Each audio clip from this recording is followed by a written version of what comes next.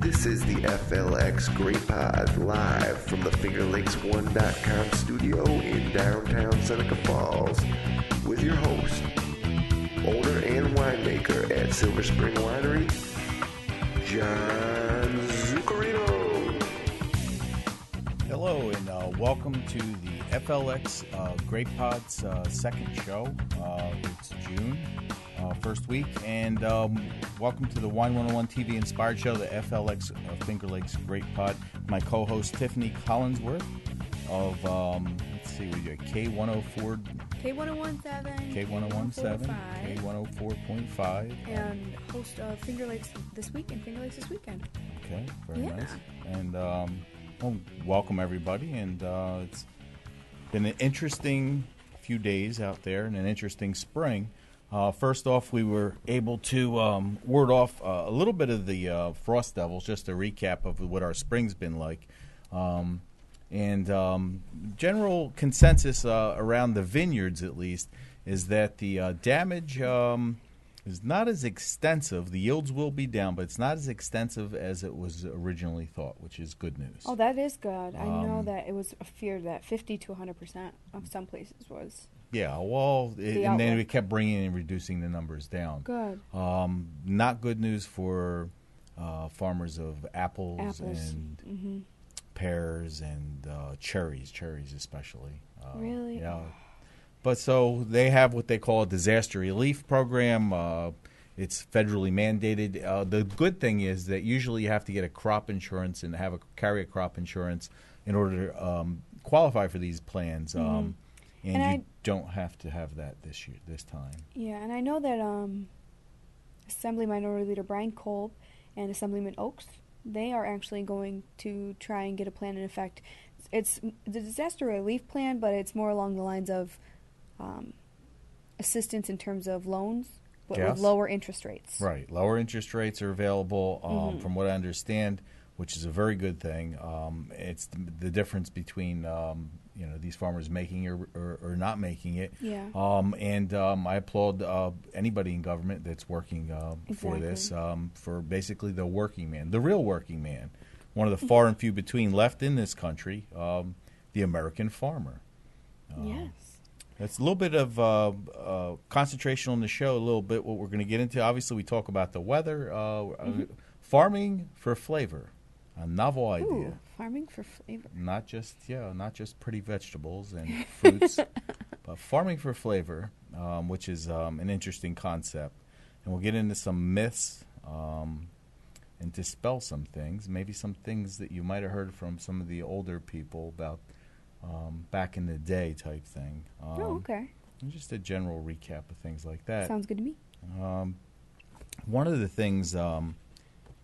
as we get into farming for flavors, or what exactly is farming for flavors? Well, it sounds like more along the lines of for grapes. It sounds like it goes directly towards grapes because a lot of people go for vegetables for the color, how they look, and their appearance. Grapes, it's what's inside that counts, really, isn't that? And to a certain respect, you need a lot of flavor in a wine, and you have to have flavor. But when you farm for flavors, what they found is in your vegetables, in your fruits, livestock, farming for flavor is something that is ubiquitous across agricultural, across livestock, across all types of farming. Myself, I can remember as a small child listening to a great-grandfather of mine always complaining about the Medagon chicken, the American chickens, and how basically he had to have a chicken that he basically killed the chicken fresh, and he had to know where the chicken walked and what the chicken ate, and he didn't like production style poultry.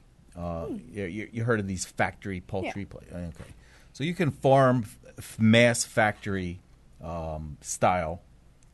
But you tend to, the theory goes, is you have to give something up. So a lot of people thought you gave up flavor. And the old timers would always say, "Oh, back in the day, when I was young, a chicken tasted like a chicken," as opposed to whatever they're raising now. It's a chicken. So we have no idea what real chicken tastes like. We really then. don't. And so I used to hear that a lot and think that, maybe everybody thinks the things of the past were better. Mm-hmm. So I thought maybe this was like an old wives' tale or an old farmer's folklore. And then I became, in this world, a little bit more educated every day. Mm-hmm. And I was lucky enough to listen to a Harvard lecture on, let's see what I got here, on molecular farming. It was something crazy along that lines. Molecular difference between production methods. It's you can YouTube it. It's show number 10 from Harvard. It's about 2 hours long, so hopefully here we'll get to get in it and give you the short version. Mm-hmm. So question, was my grandfather who told me that the chicken and the flavors from farming back in the day tasted better than what modern day? I don't know if it necessarily would taste better, maybe just different. Okay. Maybe different from what you're used to. I know that it is in fact part of it that with all these like super fruits and all these super vegetables and all these different poultries and pork and everything, the different ways they raise them, I know it affect, like once you are trying to add something, you're losing something else. I do know that like once you are getting more flavor, you're losing more color or something along those lines. So it's a give and take yeah, type it's give thing? and take. It depends on what you're looking for. Well, what the folks at Harvard found out through extensive studies is now, like currently, here, just before we get into that, what's the world's population about right now? A baby here or less or there. What do you think? I have no idea. 5 billion, 3 billion, yeah, 2 like billion, in the 4 8 area? billion, 10 billion? 4 area? How about 7 billion we're I was moving just kidding. up on? I was lying. Yeah, we're going to be Just hitting kidding. 7 billion. Wow. So here's the big problem. 7 billion people and 98% of the world doing industrial production type farming. Cost effective, that's what they It's say. not only cost effective, but and here's where there comes a thing of ethics. If we as a world were to completely organically farm, the amount of farmland we would need and the amount of people we would need to farm would pretty much wouldn't have enough. It wouldn't work out. So the population would fall due to starvation. Mm-hmm. So you need to feed all these people, but the short giving is you'll lose something. And one of the things you lose, Harvard pointed out, is flavor. And so how's that you're losing flavor? We can take wheat for an example. And we can go back to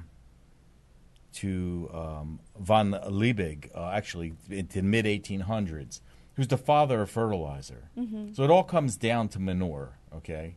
Or artificial fertilizer. It comes down to poo. It comes down to poo. That's encouraging. Or artificially synthesized poo. And so what he did was in the mid-1800s, he found a way to get nitrogen and solidify it and make it available so that it could be introduced for crops. Mm-hmm. So at that moment in time, that was the death of flavor, because what nitrogen does, ammonium nitrate, gets in. By the way, that's the same thing that you would make bombs out of and things like that. Good times. Mm-hmm. So the and if you remember, Oklahoma City, that was a terrible thing, but they used fertilizer to make a bomb and weaponized fertilizer, and that's a terrible thing, a bastardization of the process. But so here he comes along,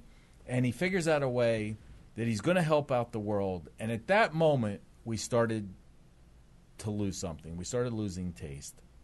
And the reason why we lost taste, if we take wheat wheat, for example, and we didn't lose it. What are we in? 2012, right? Mm-hmm. So in my lifetime, I'm born in late 50s. I don't know. I won't ask you when you were born, but late 50s. So a little after that. In my life cycle, we went from tasty food to really, really food that's losing taste every day. Mm-hmm. And I'll take wheat for an example. And it wasn't until basically 1947, when the war ended, that we took our war factories that were making the bombs, and we went ahead and said, all right, now we're going to make fertilizer. And because the same ingredients for the bombs was made, can be used for the fertilizer, so the ammonium nitrate. Then it happens 1950. So they take how many different species of wheat where they're out there growing in the farmers, do you think? He's throwing out the hard questions today. I have no idea. So let's just say there were hundreds and hundreds. Yeah. Maybe thousands, but let's call it hundreds and hundreds. Yeah. So they take one particular strain of wheat, and they say, this is the one we're going to go for. It's got short roots. We can give it this fertilizer. Now, the fertilizer, it's NPK, nitrogen, phosphorus, potassium. Those are the three devils that you need. Nitrogen, potassium, phosphorus. These are the three elements that you can grow a big zucchini, a nice piece of corn, a nice field of wheat. But what they did was they took one species of wheat, because they originally took the wheat with long roots, okay, mm-hmm. the long roots stock, and that wheat, they fed it nitrogen. The wheat shot up so fast it fell over, and they said, "Oh, this is a problem. It's growing too fast," and that's what happens with artificial fertilization. And so they found dwarf wheat, and wheat. Yeah, because they crossed it with the dwarf wheat, because the dwarf wheat wouldn't fall over, a different root system. And now 98% of all wheat products are made from this one boring wheat. Oh, wow. Okay. Well, I guess that makes sense, though, because if you think back in the day, food was so basic. Chicken was chicken. Beef was beef. Now you have all these extra flavorings to add flavor to them, all these extra seasonings and everything so you can add flavor. I guess it makes sense. But that's all artificially added. All artificially added, yes. It's not natural, hearty flavor anymore. You have to add it in now.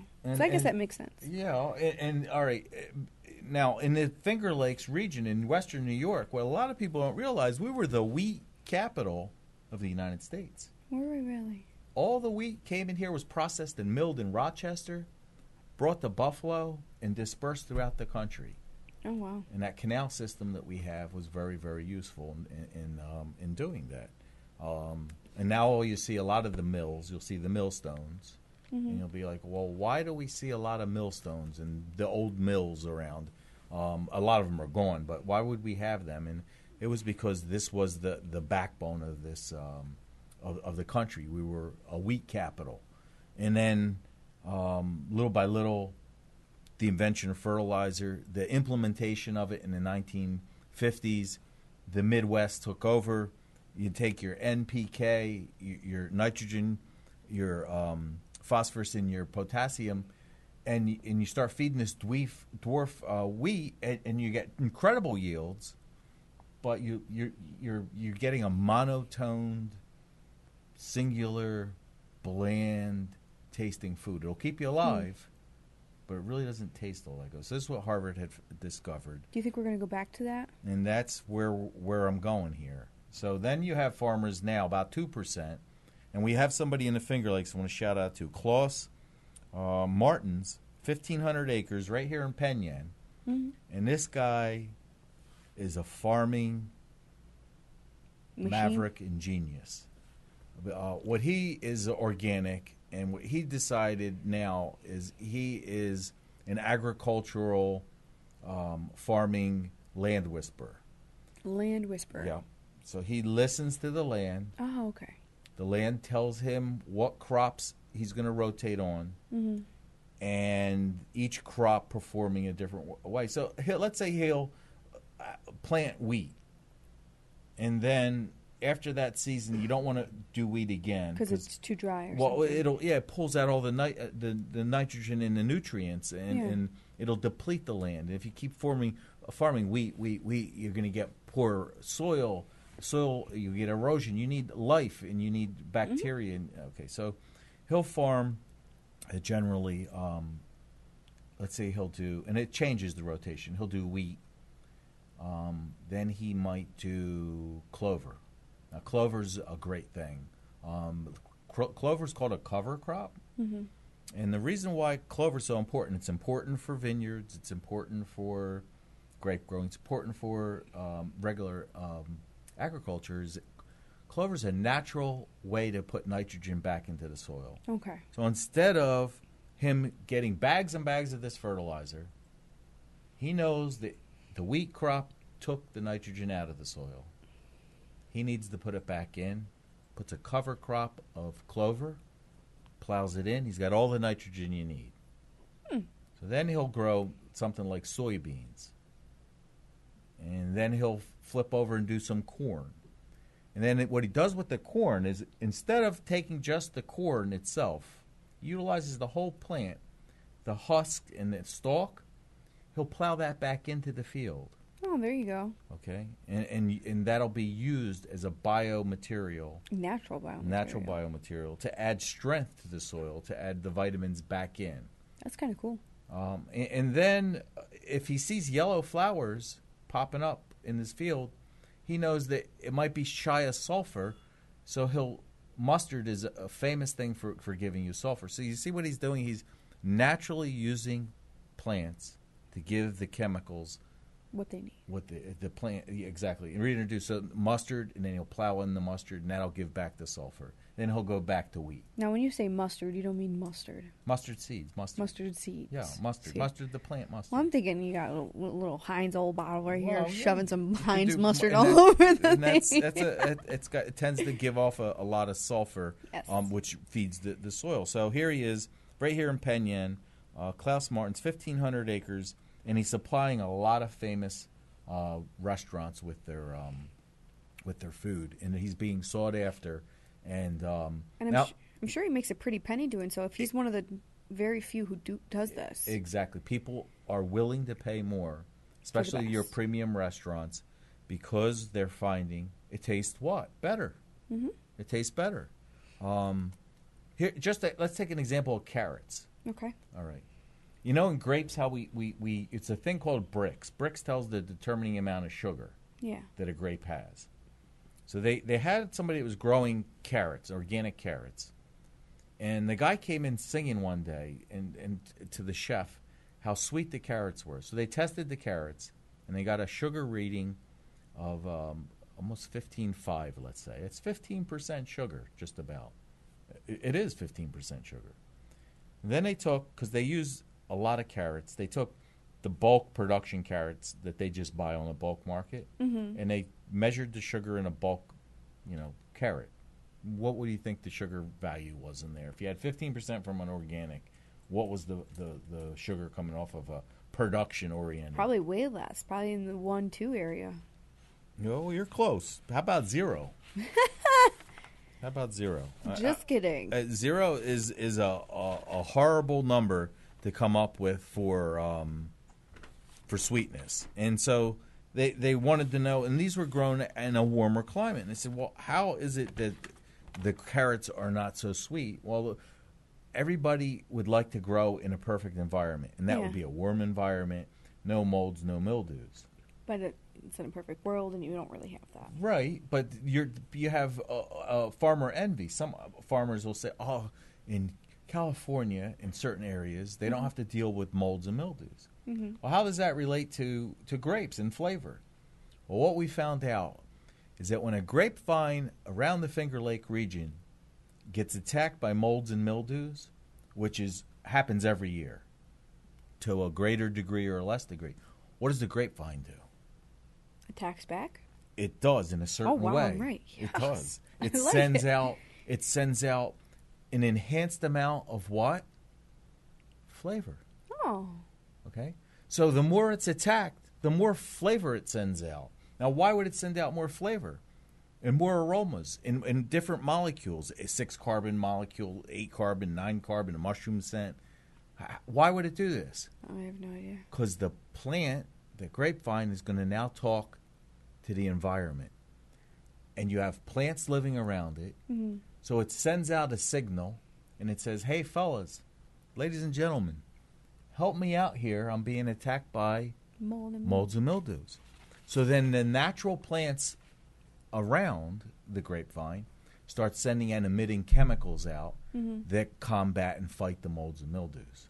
Now you can take some of those plants, crush them up, make a tea, and spray them on the grapevine, and what will you get rid of? Mold and mildew. Mold and mildew. Now, what happens when you have these flavors going out of the vines to fight the mold and mildew? Is that loss of flavor in the grape? No. What it actually is, it's an expression of the grape becoming more flavorful. Oh, okay. So here's this grape, and this is my drive here. Here's this grape living a life of luxury and doesn't have any molds or mildews. Mm-hmm. It's a boring person. It's a boring grape. Yeah. There's no personality. There's no depth, no complexity. Yeah. What does adversity do to a human being, usually? Creates character. It builds character. Yeah. It makes you stronger. I agree. So the character is a flavor of nuance of flavor. So adversity to a human being gives you more flavor, gives you more diversity, gives you the best way you can go out and be a better person. While grape, under attack, produces more flavor, and then it expresses to its environment to send out the signals all around the vineyard. Come help me out. I'm under attack for molds and mildews. So what does that say for the California grape? So what it does is it tells you, and this is why people say, well, Riesling in the Finger Lakes, or Whites in the Finger Lakes, or Cabernet Franc in the Finger Lakes. Why the Finger Lakes? And they make excuses. It's because of the soil. No, it's not because it's because of the lake. No, it's not because of the lake. It's because of the sense of place. We come back to that old French terroir, the sense of place. It could be the caterpillar. It could be the dog. It could be the farmer. It could be the bird, the leaf, the pollen. All this together gives you a sense of place. And our climate. So being that we lend ourselves to getting molds and mildews, we have much more flavorful grapes. We also have good amplitude in temperatures where we have to worry about frost. Now, we talked about frost in the beginning of the show, how it was really bad. Yeah. Well, how about frost is really good for giving you more diverse flavors? So a lot of it, I feel bad for the cherry people. They lost everything. And the apple. The peaches and the apples and Yes, the of pears especially. Mm-hmm. But for the grape people, and people It's say to me, wonderful. oh, they come in and they go, John, we heard you really had a time of it with the frost. No, this is building character for a great vintage. Mm-hmm.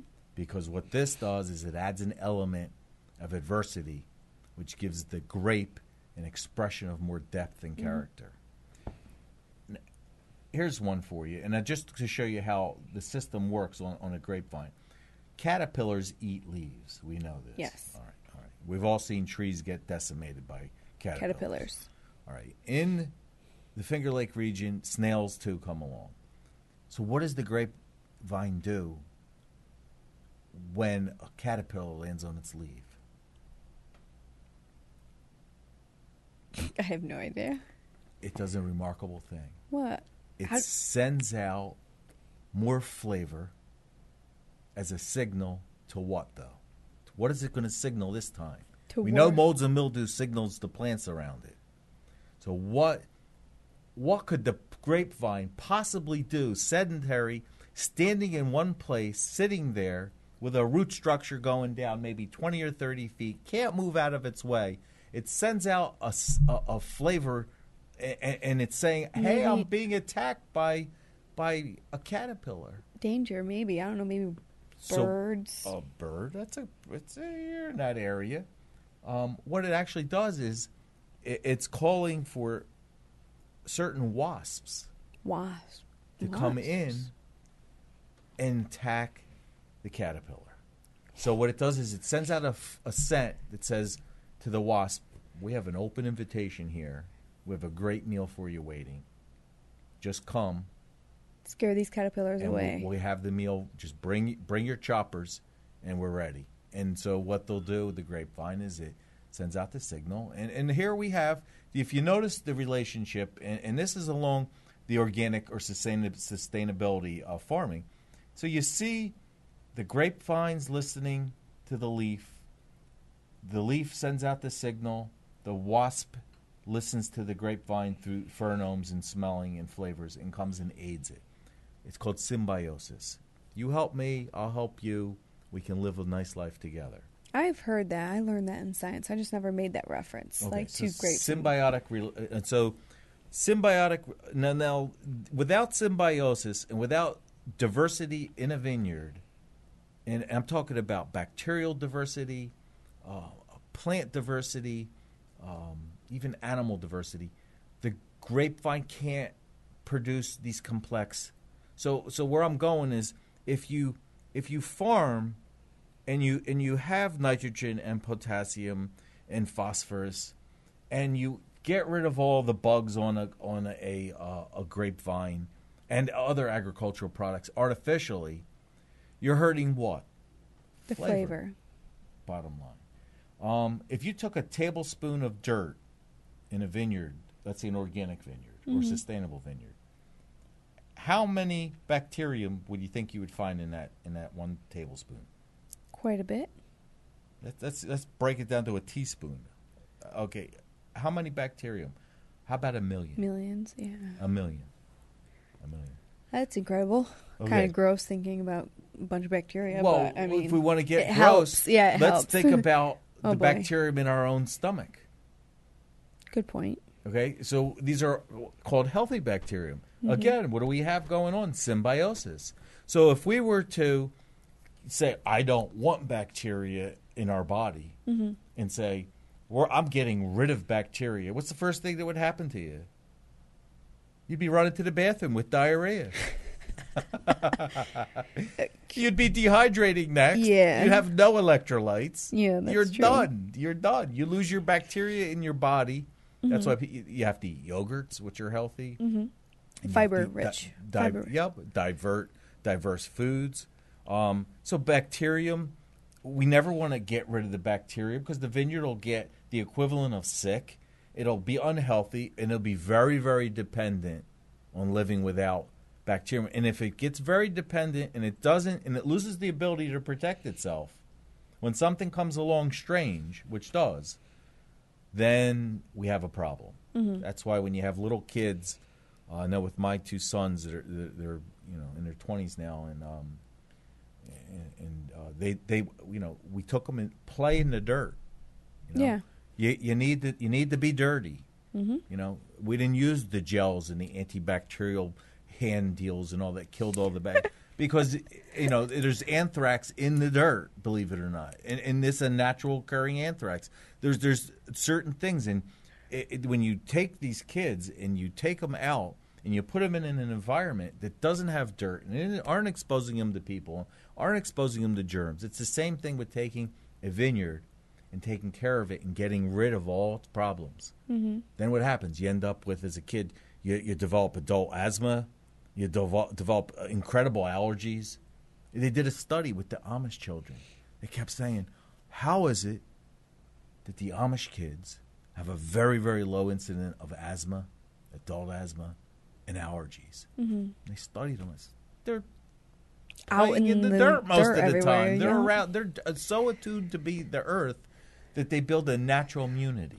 So would you say that the Amish farms are better off than the ones that we're farming as mass production, or would you say that they're succumbing to what we do as And well? here's where I don't want to get assassinated by some of these production-oriented farmers versus the sustainable. I'm for everybody in that way. Was one better than the other? Well, I already made a statement. If we were all organic in this world, We wouldn't feed everyone. We wouldn't be able to feed everyone. It's just a known fact. We Yeah. wouldn't have 7 billion people. Maybe we'd have 2 billion people, and it's not where we're at. So I value life, and so I obviously value feeding people. Maybe you're better off flavor-wise And so what's sad is, because you're a young lady, is in your lifetime, as you get older, unless they get super creative in a lab, okay, unless they get really super creative, you're in for a real disastrous culinary, gustatory, visual, and physical sensory of enjoyment of food. It's going to be flatlined. It's not going to be there. You'll have to go to select places to enjoy yourself. And not to skirt and get away from your question, are they better? For them, it's better. Okay, that's their lifestyle. For them, it's better. And the food does taste better. Free-range chickens and eggs. Let's talk eggs. Free-range eggs or production eggs? Which one tastes better? And I'll tell you a little something that I did, my own little study. I don't know. It depends on what the chickens are fed. Yeah, generally.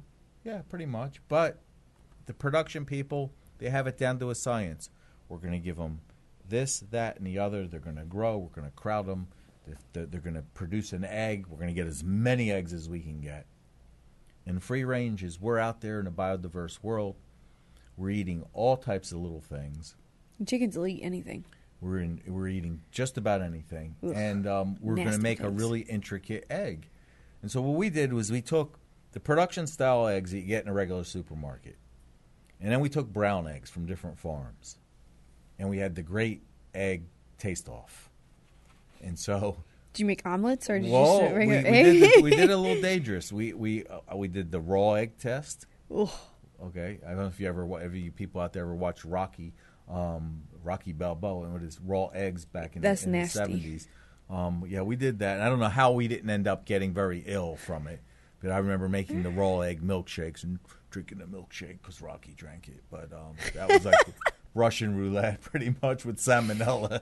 Wouldn't want to do it today. Good times. Yeah, good times. That was only in the 70s, but we bit those bullets. So we took we did the raw egg thing. Nobody got sick, thank God. And I don't recommend this to anybody. So if anybody dies and gets sick, disclaimer from the egg, added here. Yeah, please. You've been forewarned. It's not a good idea. Don't eat raw eggs. Don't eat raw cookie dough. Although that tastes good. My Don't God, eat raw I was going to meat. say I love the raw cookie dough. So then we took the eggs and we made sunny side up eggs, and then we made scrambled eggs, and we made hard boiled eggs, and we did all this blind. So we had a chef, and they marked everything, and we all sat down without any knowledge of what we were going to eat, and we evaluated the eggs, as silly as it was, and we did it a million different ways. Some of us, had a little bit of 2 helpings of this, and then a third helping it wasn't, and this, that, and we came through, and everybody across the panel came, and we all concluded that, believe it or not, the free-range eggs taste better. Absolutely, without a doubt. You pay more, but you get what you pay for. Unless you have a farm with chickens. Well, yeah. Even that is... My grandpa raised chickens. We used to eat brown eggs all the time. That's good. And I had a woman in today in my place, and I started talking about the egg thing and the grand egg experiment, and she says, and I asked her the question, and she says, without a doubt, she says the farm free-range eggs are much better, and the chickens are much better. And I said, well, and we got talking about it, and she had already concluded this because she raises chickens and does it the right way. And this is all about farming for flavors. Now the problem, and I said in there is, what are we going to do? We're going to end up paying a little bit more. And I really don't mind paying a little bit more if I'm getting more flavor. Well, you guys see all these organic products that they have coming into the grocery stores are much more expensive. They're much more expensive. It takes a lot more to do. A lot more. Well, just fertilizing. Like organic, you're using fish bones, and you're using fish, and you're green manures, and the people composting it and spreading it, and then feeding the plants. It hits them much slower, good diversity, but that's all very expensive to do. And being that it's very expensive to do, it costs more. But I'll pay more for something that is giving me, in my opinion, better flavor and probably better nutrition in a roundabout way. Although, that could be argued also. I'm just looking here over my notes. I know I got carried away on the but farming for flavors is so important, and you know, and this is why I encourage everybody that is out.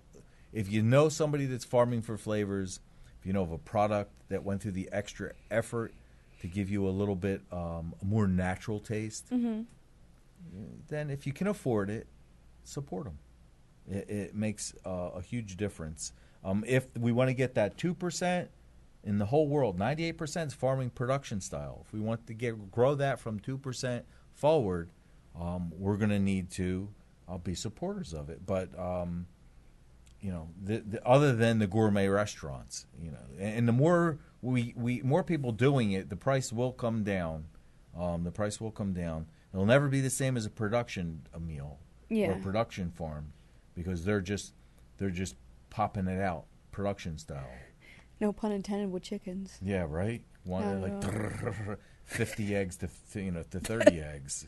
The great egg barrier. All right, here's another. You guess me. This must be the You Guess Me show. Bacterium in a soil duplicates, let's say, every 20 minutes. Yeah. Doubles, exponentially, double. So we took a teaspoon with 1,000,000. If it was because there's controls where it won't continually double to infinity. But if it was to keep doubling exponentially to infinity, how long would it take till that 1 teaspoon of soil became as large as the Earth? Quite a bit of time. You figure years, maybe? Well, a lot longer than years, maybe. Like centuries? And this is the Einstein once said the most fascinating thing in the world is a compounding effect. He was astounded by it. Another thing Einstein was astounded by, the bees. And we'll get to the bees in a minute. Okay. In 48 hours, if bacteria were left unchecked, it would be the circumference of the Earth. So bacterium would produce, because they would be doubling,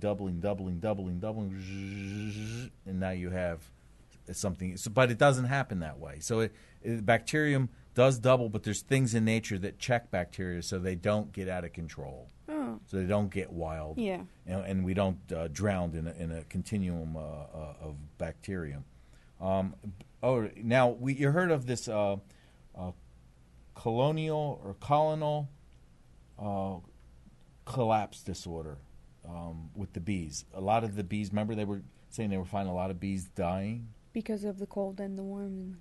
No, and what they found was, in Germany they figured it out, and they said it's the pesticide. Oh. It's killing the bees. Now, if we lived in a world without bees, let's say something terrible happened to the bees. Things wouldn't get pollinized. How many years would it take till we would go extinct as human beings? I don't know how you even know this. I have no. It's way over my head. Okay, within 4 to 6 years. 4 to 6 years. The human race would cease to exist. Wow. So I had somebody that came in and I said, we got talking about bees and the art of raising bees. It's an apiary or an apiarist.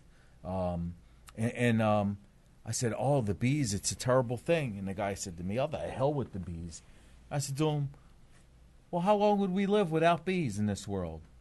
We don't need bees. I said, well, then none of your fruits and vegetables would be pollinated. Mm-hmm.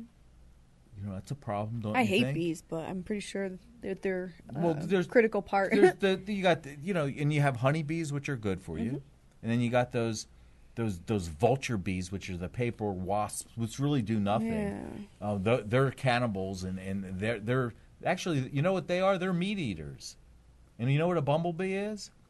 A vegetarian. So once you have that concept in your mind, what do they eat that's meat? They eat. They cannibalize themselves. They're sick B words. They're meat eaters. So that's disgusting. So here I found myself. Hate them even more now. Out in the field, and all of a sudden I hear like a helicopter. I'm like, what? And I see this black cloud approach me, and I'm in the middle of maybe 100,000 bees. And they're all around me, and they're landing all over me. So what's the first thing you think I did? Stood still? Exactly. I just stood still. Wow, I'm on it today. Yes, you are. I stood still. I relaxed. And understanding that these bumblebees were, not the African weaponized bee, but understanding that they were the bumblebee, that they were out for agricultural, they were vegetarians, and they didn't want to eat me. Now, they will bother you if you try and kill them. That's self-preservation. Yeah. I stood there, and what was the neatest thing? I had them all over my arms. I had them all over my head, my hat. And that noise they made was amazing. And I was wearing a real fanciful shirt. Maybe that's what attracted them to me. Your smell. My smell. Maybe I was... Did you have something on? I have love spell. I have a very fruity fragrance. Get a taste test of that later.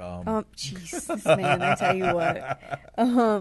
But bees just love it, and it freaks me out. I shouldn't wear it, but I love it. So you're bee bait? Is that what you are? Yes. You're tricky. And I'm allergic to them, so it's really bad idea. Good thing. It's a really bad idea. You're flirting with danger, is what you're flirting with. Yes, I am. I'm real smart about it. So just keep wearing it. No big deal.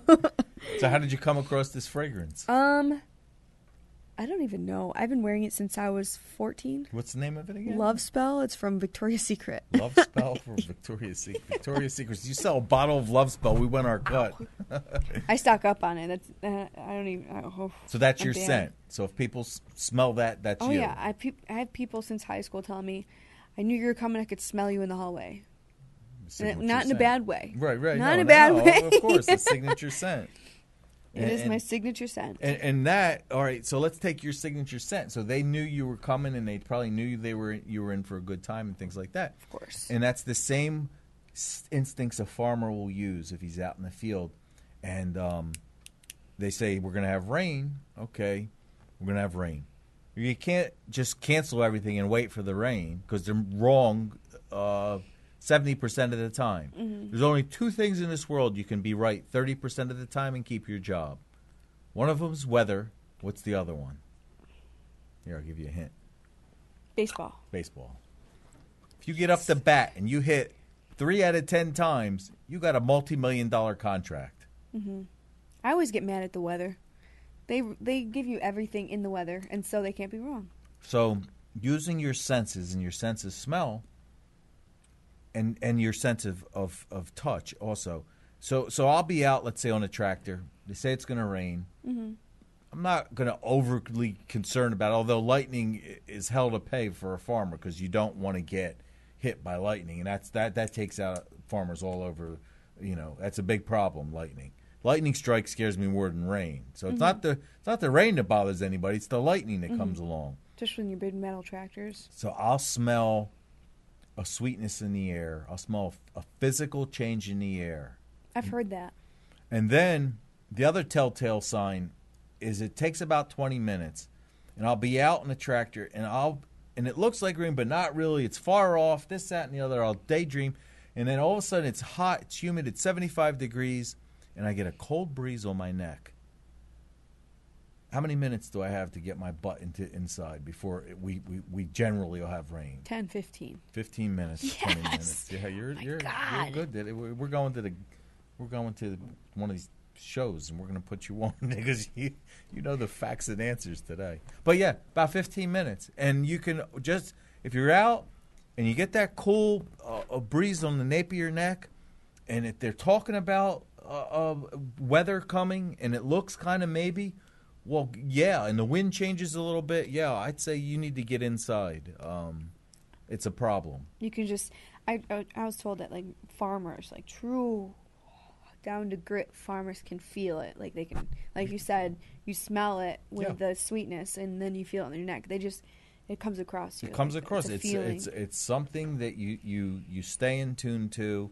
Maybe you wake up in the morning and you have a little bit in your shoulder, because maybe you had an old injury or something. It might be a little arthritis, and it might be acting up a little bit more that day. Mm-hmm. Odds are you're probably going to get some type of a storm coming in. I know the last little bit of the weather we've had the last few days. I mean, I physically do feel the weather because I do have arthritis from football injuries, baseball injuries, soccer injuries. Mm-hmm. It's just part of the thing. My knees stiffen and swell. Yeah, and that's what you pay attention to it. Mm-hmm. So Now, as a farmer, seeing your grapevines, if you see the leaf turning a certain color, it might be deficient in a nitrogen or the sulfur or the potassium. And these are telltale signs. So you have to keep your eyes open and let the vineyard talk to you. And you could tell if it's real dry and you're overcropping, the stress on the vines, you might want to drop some fruit. So it's this listening to your fields and listening to your nature talk to you, and that way you can apply. It cries out, help me, I need something. Now, what would you say to the farmer that doesn't have that natural sense, the ability to read their land like you can, or like the man in Penn Yan can? What would you say to them? Because not everybody has that. No, but it's Maybe they that's shouldn't be farmers. but that's a great question, because what if you really want to be a farmer? Yeah. And you're out of tune? Yeah. Well, what happens is you can acquire knowledge. You can learn it. You can learn. You might not have it intuitively and instinctively, but through wanting to do it so bad and learning, that you could be as good as somebody who's lazy, and even better, somebody who's lazy who has the intuition but doesn't follow it is bad. Somebody who's driven and has the intuition is great. But if you don't have if you're not natural, it's like anything else. It's called the Mozart effect. You know what the Mozart effect is? You want to play like Mozart? They did a study. It's 10,000 hours. And after 10,000 hours of practice, you will be able to sit down and play like Mozart. Now, 10,000 hours. It's the Mozart effect. Now, will you be better than somebody who can play by ear and only has 1,000 hours? What happens is the passion in the soul of the person with only 1,000 hours of practice will translate to an accent, okay, of intensity and emotion, that when they play, the music becomes more alive. It might not be technically as perfect as you, the person who practiced for 10,000 hours, because they have a learned knowledge. But the other person with 1,000 hours and the passion and the natural ability applied will give you an amplitude of emotion. So that's what will happen, though, to farmers. And I found, and I've seen this. You have farmers, and I know people in the industry, people in California, friends of mine that worked in finance. They worked in offices most of their life. Mortgage banking went wacky, and they decided to do something and follow their bliss, their inner bliss, and it was farming. And they said the first year, one of my friends, Roy, in the West Coast, he said the first year, he said, man, I was 2 left thumbs, no fingers, out in that vineyard, and Ed, the guy that hired him, was just like shake his head, like this guy is like a duck out of water, totally. And the second year, he started to get a better feel for it. Yeah. In the third year, he started to apply himself even more because he saw some good results. And although he wasn't a natural, he was able to really apply himself because it was something he really loved. He followed his inner bliss. He was a happy, happy person doing what he was doing. And he makes great wine, and he knows what's going on out in the vineyard. So it's an acquired knowledge. So if you don't have the natural ability, practice. Look at me. You think I just learned how to make wine and woke up one day and went, I'm going to make wine, I'll wave a wand. Yeah. You train, you apprentice. You train by people that are very knowledgeable. You train by elders. You train by peers. You train by your so-called competitors even. I went out in California. I spent, months and months this place and that place and this place and that place, learning the different farms before I went into this full time, and apprenticed, and starting with the bottom of the bottom, and you work your way up. And how willing were they to teach you their craft? Actually, one thing about farmers like to share. Farmers are excited because there's 2 things in life that are a dying breed: cowboys and farmers. Cowboys. I got to be a cowboy for a good part of my life. Indians. All right, cowboyed up, Used to raised play some that nice when I was cattle. Cowboys will like to teach you the cowboy way, and farmers will teach you the farmer way. They find it intriguing. They find have a passion for it. You have to have a passion for farming. They find the love that they like to share it, and they know they're a dying breed, and it serves them no right and no good reason to take the tricks of the trade and basically hoard them away, because if you end up kicking off and you didn't pass on, you didn't do it. You have to pass the torch. Yeah. The agricultural torch has to be passed from generation to generation, from person to person. So they're very receptive. They're very receptive. And no two people will be able to make the same wine the exact same way. I've never seen it done that way. Can you make the same wine in the same way every year? There's probably little differences. There's subtle. major differences, extreme differences. Now, quality-wise, as far as pH, residual sugar, things along that lines, you have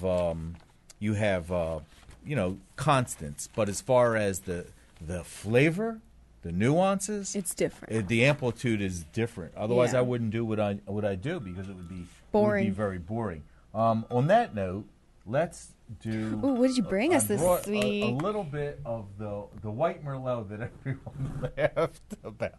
Remember, we had that the infamous white Merlot. Remember that the one story that you told the story that I told you, and now you have white Cabernet Franc. I do a white Cabernet Sauvignon. And you're doing a new one next year. Yeah. Didn't you say that? Yeah, working. All right. Working. All right. So So now you just blurt out smells and things that different aromas that you get. So let's do it for you folks out there. Proper wine tasting. We have to do this every time. Yeah. So first off, you don't over pour in your glass. You under pour, and you look at your color. And so you want to see color density. You also want to make sure that there's no fruit flies in your glass, no cork. No friends in your glass. MOG, matter other than grape material. Right? Right. So, you want to make sure that it's fine. So there's nothing floating in there. And then you're also going to look and see the edges of the wine. And we'll get into that in other shows, what that exactly means. But once you establish you have a pretty benign solution here, you're not gonna be drinking bugs or rocks or pebbles or twigs or whatever else might fly in there. Then you get a little smell. Now, smelling's 75% of taste. Okay, so the smell, I just smelled, and at 75%, I already know 3/4 of what's in that glass already. So for me, I get strawberry and raspberry notes on this wine. It's a white Merlot. I do smell a little hint of residual sugar, and that's the sugar left over after fermentation. I think I get more strawberry than I do get raspberry. Well, that's why, and everybody's going to pick up something different. And that's one thing, you guys out there. Just because you pick up strawberries and somebody else is picking up something else, like a raspberry or something, it's not wrong. It's not wrong. There is no wrong. What you smell is what you smell. Nobody can tell you didn't smell it. That's the beauty of it. You smell Limburger cheese. It's Limburger cheese. That's how you smell. Smell cheese. Yeah, don't laugh. I had somebody come in and said they tasted a wine, and it's had a hint of Limburger cheese. And I looked at them like they were nuts. And I went and tasted the wine, and it tasted like and smelled like Limburger cheese. I know that Limburger is a type of grape, isn't it? Limburger is a type of grape, yeah. It's very but I didn't spicy. know it was a cheese. It's a cheese. Too. Limburger. Cheese. Limburger. Limburger's the grape. Limburger's the cheese. Okay, yeah. see, there we go. I might have said it wrong. All right. So then you want to, when you taste at least 3 times. Tannins bind the saliva. First sip, tannins bind the tip of the tongue. Second sip, mid-palate wakes up. The third sip is broadband activity. This is probably the best one I've had. Oh, all right. For the white Merlot. I've had quite a bit of, I like Merlot. Merlot's one of my favorite reds. Because I don't drink too many reds. The spitting technique, and you're swallowing, which is fine. Mm-hmm. But I do a little spitting every time. That first sip, I'm not even making a determination. Well, you like to swallow, I like to spit. There's nothing wrong with that. Mm-hmm. Can't let it go to waste. It's just silliness. Mm-hmm. That's the second one. And now I'm getting more flavor. Lots more flavor. And make sure you breathe out of your nose and mouth. That's when wine hits a flash point of the body's temperature. and you get a tertiary or third set And you of let it tasting sit in your notes. mouth a little bit. You like to kind of gargle it. Lean forward and breathe in and get some good aromas.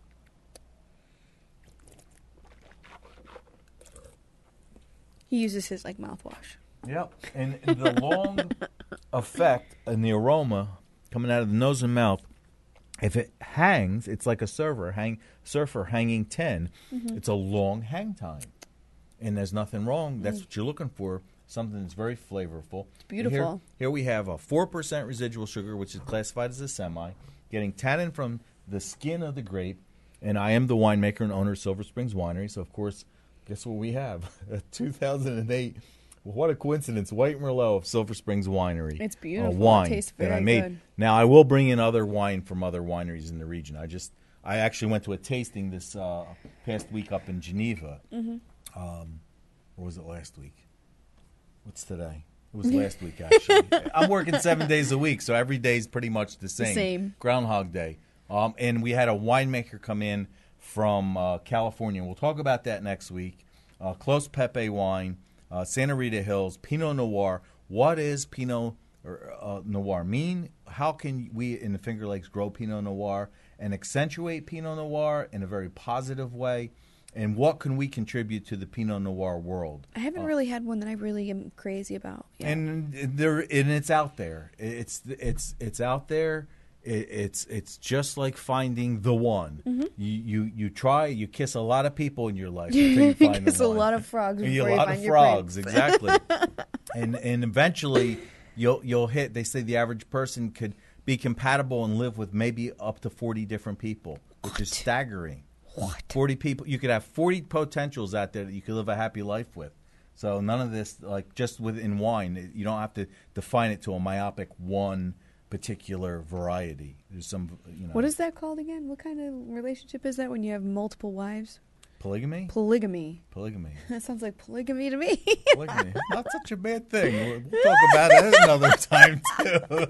Wouldn't exactly mind that. We also welcome other winemakers, too, if they want to come on the show. Other winemakers who hear the show. We Yeah. had Shaw Winery out there that reached out to us. Yes. Like to yell shout out. Good people, good farmers, good winemakers. Absolutely, we'll have you on Bring the 'em show. in. We'll work it out with your schedule. Good people, and that's what the wine world is all about. So my name's John Zuccarino, the winemaker, owner of Silver Springs Winery, with Tiffany Collingsworth. And Tiffany, you want to plug what you're doing? Sure. Go ahead. Mondays and Thursdays, 1 o'clock live. We do our Finger Lakes This Week and Finger Lakes This Weekend. Pretty much everything that's going on in the Finger Lakes that you want to know about, including weather, sports, and events. We have it all, including what we have online, as well as in terms of our podcasts, So including FLX Pod. Finger Lakes go-to person. I am. All right. You ask me, and I know. Well, you Sometimes. do. You were very knowledgeable today. I have We'll to pretend. commend you on that. Oh, you must have did a computer chip upgrade or something. See, I was watching you, just so you know, and I knew exactly what you were going to ask, so I looked up the answers. Oh, yeah, I doubt that. No, you were right on your game today. I tried. A pleasure working with you, my Yes. co-host. So John Zuccarino, the winemaker, the owner of Silver Springs Winery, saying, enjoy yourself. Cheers, Centana, salute, and enjoy the FLX podcast. In the future, we will do more, and hopefully we'll talk about what you need and what you want to learn about. Thank you.